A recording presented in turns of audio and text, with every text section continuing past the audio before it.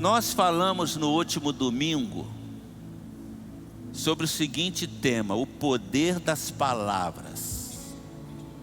O poder das palavras. E eu quero dar continuidade àquela mensagem. Há poder nas palavras. Palavras têm poder. Palavras de poder. Fala para a pessoa que está do teu lado: há poder nas tuas palavras. Fala para a pessoa: há poder nas tuas palavras. Não é um chavão, não é uma frase de efeito, mas de fato nós precisamos ter esta compreensão de que há poder nas nossas palavras. Por esta razão, temos que ter muito cuidado no uso das palavras, porque palavras dão vida e palavras matam. Às vezes o pai, a mãe, dirige uma palavra ao filho, à filha, sem pensar. E muitas vezes são palavras de maldição. Palavras que matam sonhos, matam projetos. Você não vai chegar a lugar algum. Você pensa que é o quê? Para de sonhar. E pior ainda, quando o pai ou a mãe emite palavras que ficam na mente da criança. Quando tratam essas crianças como se fossem animais. Quando depreciam as crianças. Mas as palavras não têm poder apenas neste aspecto. As palavras têm maior significação no que diz respeito ao mundo espiritual. O próprio Senhor Jesus, quando por aqui passou, Ele disse: as minhas palavras são espírito e vida. As minhas palavras são espírito e vida. O apóstolo Paulo, escrevendo à igreja de Corinto, ele diz: eu não vim a vocês com palavras lisonjeosas, de filosofia humana, mas eu vim a vocês com palavras de poder. Palavras de poder. Há poder nas palavras de alguém que é temente a Deus, saiba disso. Alguém que tem um bom relacionamento com Deus. Se você observar na Bíblia Sagrada, desde o livro de Gênesis, Deus dizia e as coisas aconteciam. Haja, haja, haja, e ouve, diz a Bíblia Sagrada. E Deus criou o ser humano à sua imagem e semelhança, e pôs em nós do seu Espírito. Amém ou não, irmãos? Estão ligados aqui comigo? Deus soprou dele mesmo em você. A palavra espírito no original é dinamis. E você sabe o que é um dínamo? Quando adolescente, só tinha bicicleta. Naquela época não havia luz na cidade onde eu morava. Às 18 horas acabava a luz. E a gente andando de bicicleta, mas colocava um dínamo lá na roda da bicicleta, que gerava energia e acendia um farol na frente da bicicleta. O que a Bíblia está dizendo é que quando Deus soprou em você dele mesmo, Ele soprou poder dentro de você. Eu quero ouvir um amém. Ele soprou dele mesmo dentro de você.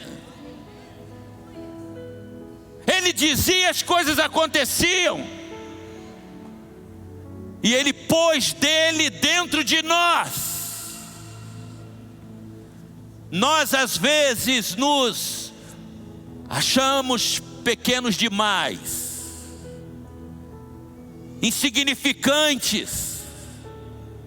Mas Deus age nos dias de hoje através de nós, através de mim, através de você. E a Bíblia diz que Deus te fez um pouco menor do que Ele mesmo. Deus nos fez um pouco menor do que Ele mesmo.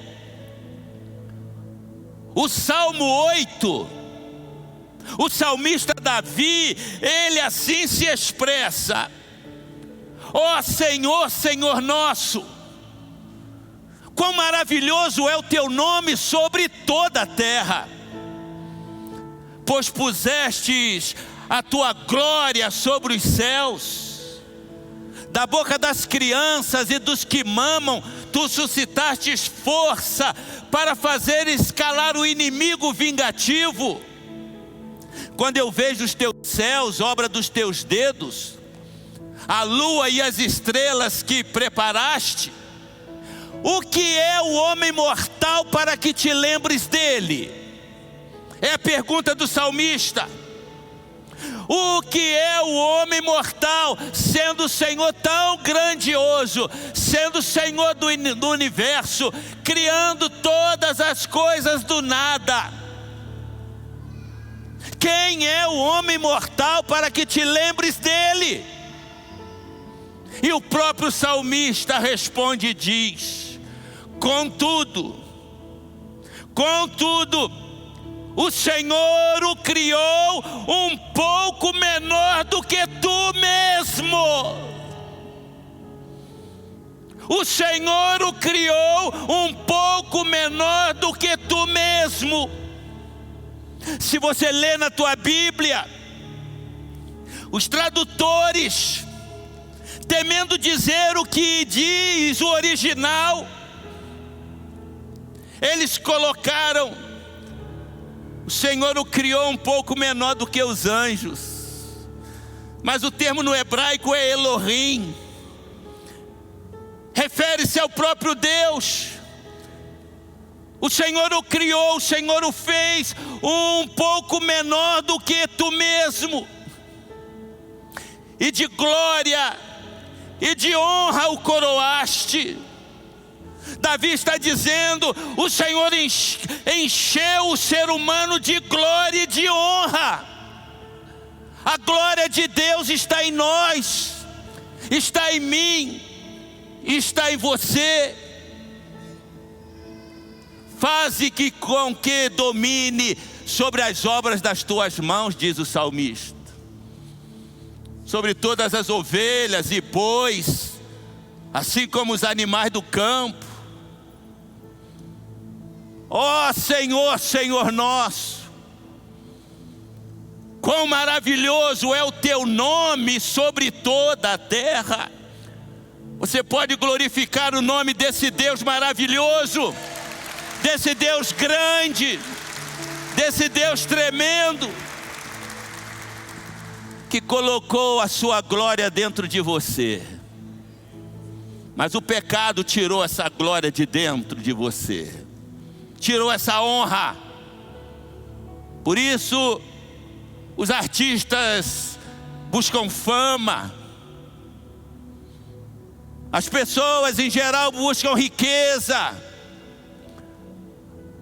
buscando a glória deste mundo. mas o Senhor já colocou dele mesmo dentro de você. E você tem muito mais poder do que você pensa. Diga para a pessoa que está do teu lado aí: você tem muito mais poder do que você pensa. Poder para abençoar e poder para amaldiçoar. E muitos há que se esquecem disto. Mas é uma questão de fé. É uma questão de encorajamento. Que homens de Deus e mulheres de Deus que andam em sintonia com a vontade de Deus precisam expressar a fé que tem nesse Deus com coragem e não com timidez. Eu pergunto para você: se alguém se manifesta num auditório desse endemoniado, qual a tua atitude? Talvez muitos saem correndo, de medo. Mas homens de Deus e mulher de Deus não têm o que temer. E se o endemoniado se levanta, qualquer homem de Deus, qualquer mulher de Deus pode usar a sua voz para dizer: em nome de Jesus, eu te repreendo. Porque há poder nas palavras. Nas palavras daqueles que estão na intimidade de Deus. Porque se não estiver na intimidade de Deus, pode ser que sofra algumas agressões. Porque o diabo não teme pessoas que não são íntimas de Deus. E se é uma verdade que você pode dar uma ordem a uma pessoa endemoniada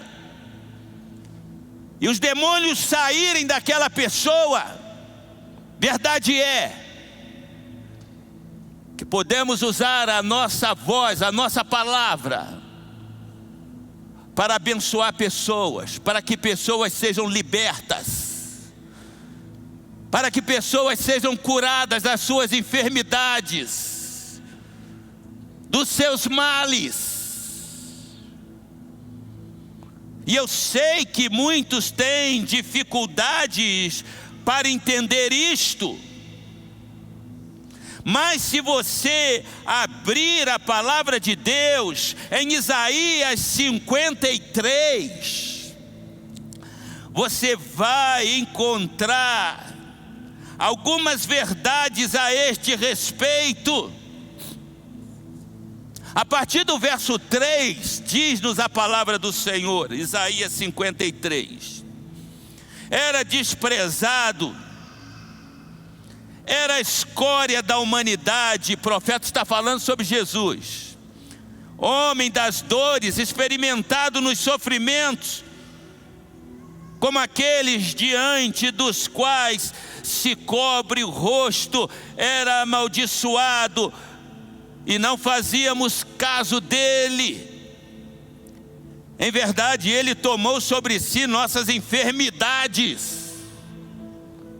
Ele tomou sobre si nossas enfermidades e carregou os nossos sofrimentos, e nós o reputamos como um castigado, ferido por Deus e humilhado. Já naquele tempo, eles interpretaram mal, diz o profeta, sobre o sofrimento de Jesus Cristo. Nós o reputamos como um ferido de Deus. Assim pensavam os judeus. Ele está padecendo porque Deus o está castigando. E da mesma maneira nós hoje interpretamos equivocadamente. Não, ele levou nossas enfermidades espirituais, nossos pecados. Sim, ele levou os nossos pecados. E por esta razão, na hora da ceia, nós tomamos o cálice, que significa que ele levou sobre si os nossos pecados, derramando o seu sangue na cruz. Ele pagou o preço dos teus pecados. Mas nós partimos o pão. E por que partimos o pão? Porque Ele levou no seu corpo as nossas doenças, as nossas enfermidades, as nossas dores, as nossas aflições.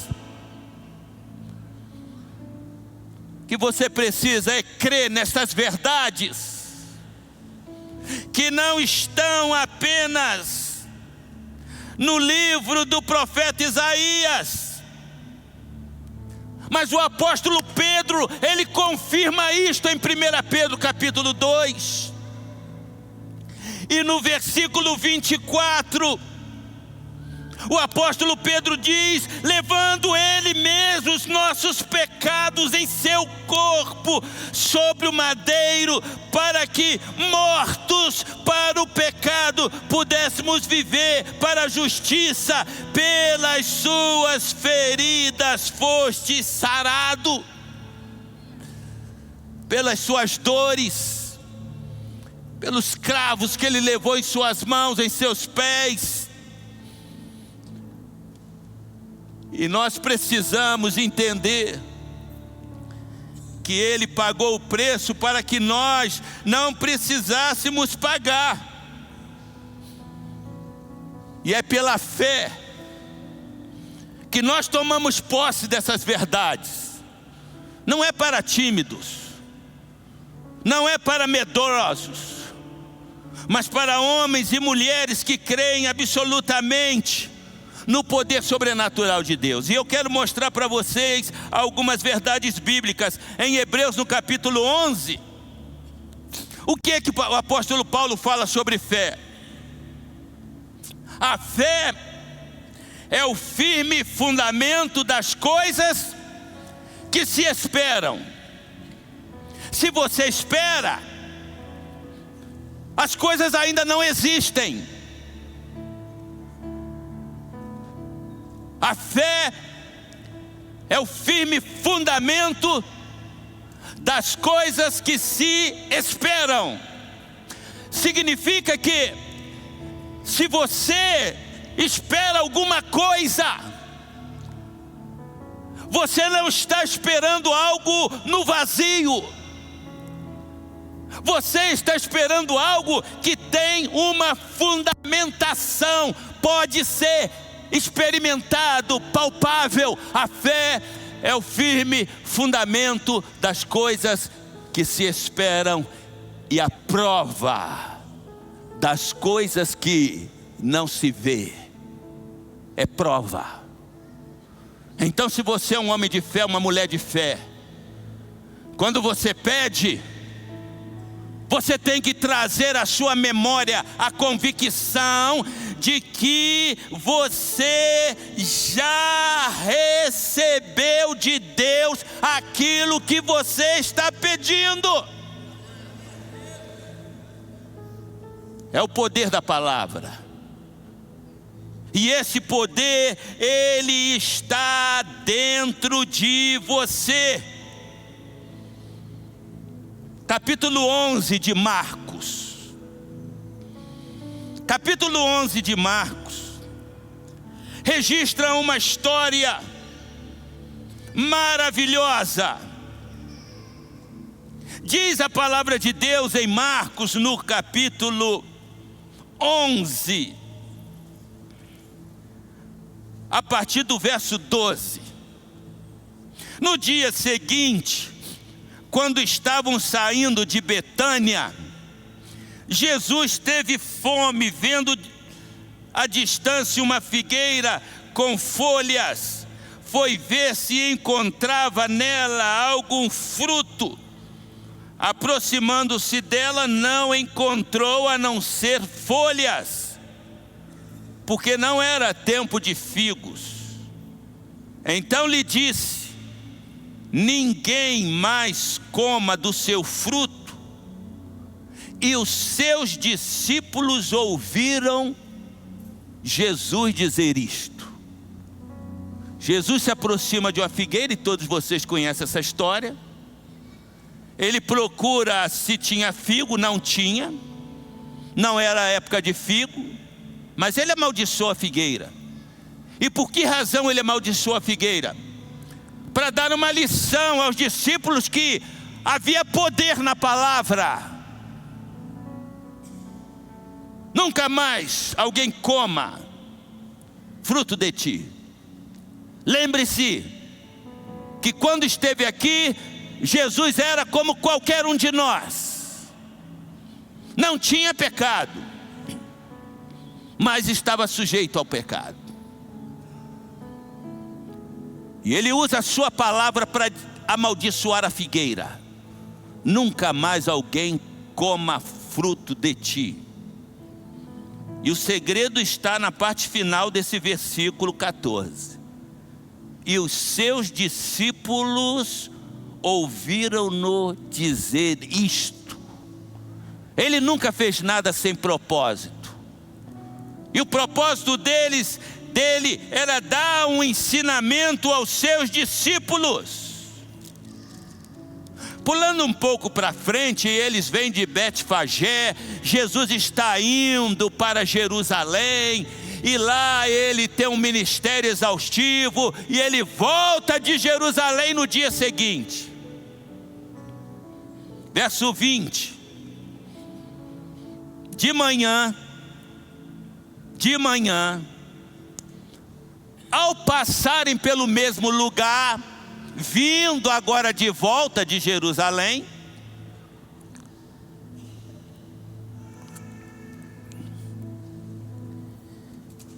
viram a figueira seca desde as raízes. Pedro, lembrando-se das palavras de Jesus, disse: Mestre, olha, a figueira que amaldiçoaste secou. Até eles ficaram surpresos com o poder das palavras de Jesus. Respondeu Jesus: tenham fé em Deus. Tenham fé em Deus. Eu lhes asseguro que se alguém disser a este monte: levanta-te, atire-se ao mar, não duvidar em seu coração, mas crê que acontecerá. E Jesus não está se referindo a uma montanha física, mas aquilo para o judeu era uma figura de linguagem para significar um problema intransponível. Você está com câncer, uma doença maligna. Jesus está dizendo: se você crer em teu coração e não duvidar, e disser a essa doença maligna: levante-se, atire-se no mar. Em outras palavras, saia, vá para longe. E não duvidar em seu coração, mas crê que acontecerá o que diz, assim lhe será feito. Assim lhe será feito. Portanto, eu lhes digo: tudo que vocês pedirem em oração, porque para os religiosos, oração é um ato dentro da sua religiosidade. Mas oração não é somente isto. Quando você diz em nome de Jesus alguma coisa, com olhos abertos, com olhos fechados, sentado, deitado, em pé, ajoelhado, mas quando você diz com autoridade de quem crê, é o que Jesus está dizendo. Portanto, eu lhes digo: tudo que vocês pedirem em oração, creiam que já o receberão. Não é que receberão, creiam que já receberam. Esta é a atitude de quem tem fé, esta é a atitude de quem crê. Foi por esta razão que no capítulo 3 de Atos dos Apóstolos, Pedro cumpre aquilo que Jesus tinha dito em Mateus 16:18: eu lhe darei as chaves do céu, o que ligares aqui será ligado no céu. E Pedro entendeu isto e sai. E quando chega na porta formosa do templo, ele vê o paralítico aleijado naquela porta e ele diz: eu não tenho prata, eu não tenho ouro, mas o que eu tenho isso eu te dou, em nome de Jesus, levanta-te e anda. Ele não ficou ajoelhado pedindo, mas ele deu uma ordem.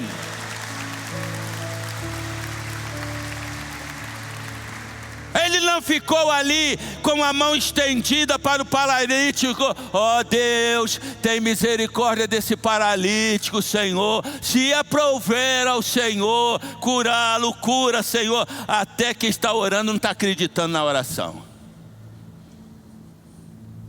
Em nome de Jesus, eu não tenho ouro, eu não tenho prata, mas o que eu tenho eu te dou. Levanta-te e anda. Você só pode dar do que você tem.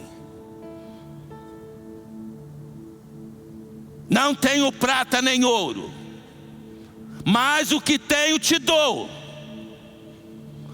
Se você não tiver, você não pode dar.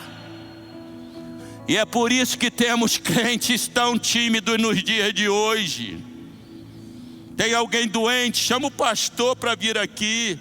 Tem alguém com depressão, chama o pastor para vir orar. Tem alguém endemoniado, chama lá o diácono, chama o pastor.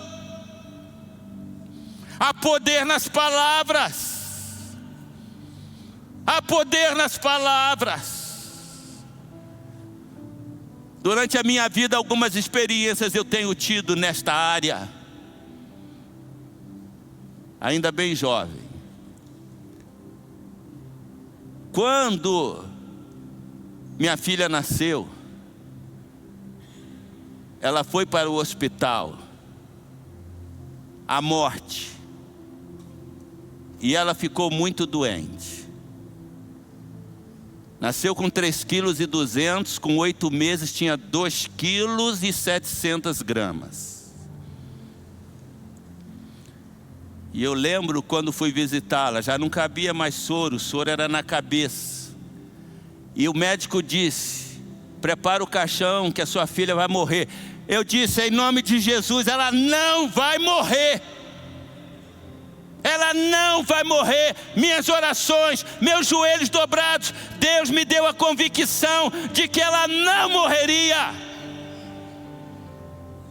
E hoje eu pedi para jogar uma foto da minha filha hoje aqui. Está aqui, ó. Está aqui, ó.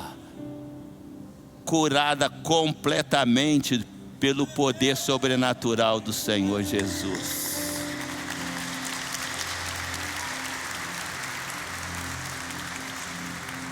Eu vou pedir para pôr uma outra foto do meu filho.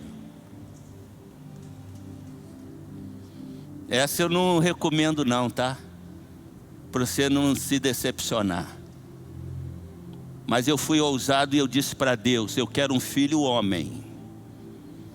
Senhor, eu quero um filho homem. Se não for um filho homem, que não venha. Que não venha. Esse jovem que está aqui hoje, 30 e poucos anos, é um grande empresário que Deus me deu. Um filho maravilhoso, temente a Deus, que cria os filhos debaixo do temor de Deus, será pai do 3º filho, e eu serei avô do 8º neto. Eu pedi, e eu quero dizer para você o seguinte: não deixei fazer ultrassom. Não deixei fazer ultrassom. E todos me perguntavam, por quê? Eu disse, porque eu confio no Deus que eu sirvo. E Ele me disse, não é vaidade não, queridos, que vai me dar um filho homem para dar continuidade àquilo que eu semeei.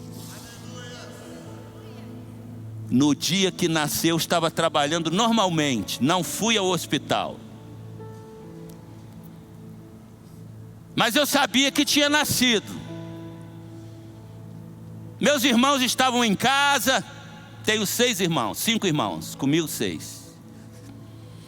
Quando eu cheguei, todos fizeram um sinal de suspense. Eu falei, o que houve, gente? Ih, rapaz, nasceu uma menina. Eu falei assim, eu não creio que nasceu uma menina. Eu tenho convicção que nasceu um homem. Sabe o que aconteceu? Todos começaram a chorar e gritar, é menino, Deus te ouviu. Sabe por que eu estou dizendo isso para você, meu amado? Que nós temos um Deus que nos ouve. Um Deus que fala com a gente. Chega de timidez. Pode tirar a foto daí. Chega de falta de ousadia. Há poder porque Deus colocou em nós do seu Espírito Santo. O Espírito Santo é o maior poder que a humanidade poderia conhecer. Sabe o que significa o Espírito Santo em você? É a presença do Todo-Poderoso na tua vida. Jesus disse em João capítulo 14, eu não vos deixarei órfãos, eu voltarei para vós. E Ele voltou na pessoa do Espírito Santo. E todo aquele que crê em Jesus só é crente porque foi selado pelo Espírito Santo prometido por Jesus. Você quer poder maior? Você quer poder maior?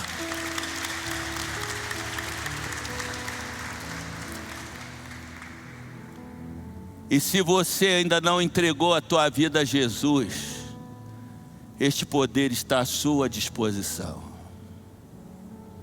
Esse poder está à sua disposição. Jesus diz, eu voltarei para vós. Para quem? Para todo aquele que crê em Jesus como Senhor e Salvador.